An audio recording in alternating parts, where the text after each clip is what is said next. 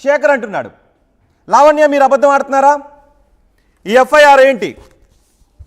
ఇది మీరు చేసిన ఫిర్యాదు ఆధారంగా పోలీస్ స్టేషన్లో వేసిన ఎఫ్ఐఆర్. ఇది పోలీస్ స్టేషన్ ఏంటంటే అది పట్టాభిపురం పోలీస్ స్టేషన్లో మీరు చేసిన ఫిర్యాదు ఆధారంగా ఈ ఎఫ్ఐఆర్ నమోదైందా?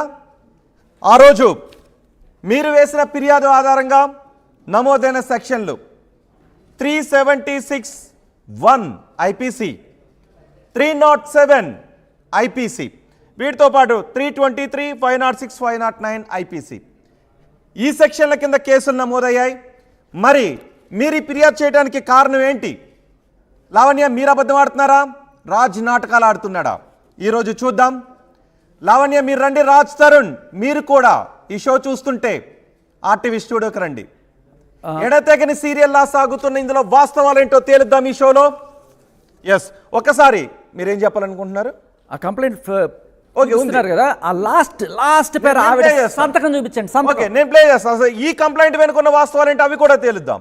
లావణ్య మీరేమన్నా చెప్పాలని అనుకుంటే మీపై వస్తున్న ఆరోపణలకు సాధ్యమైనంత వరకు వాటి వెనుక ఉన్న వాస్తవాలేంటి అవాస్తవాలేంటో ఈరోజు మాట్లాడదాం. మీరు కూడా ఆర్టీవీ స్టూడియోకి రావచ్చు.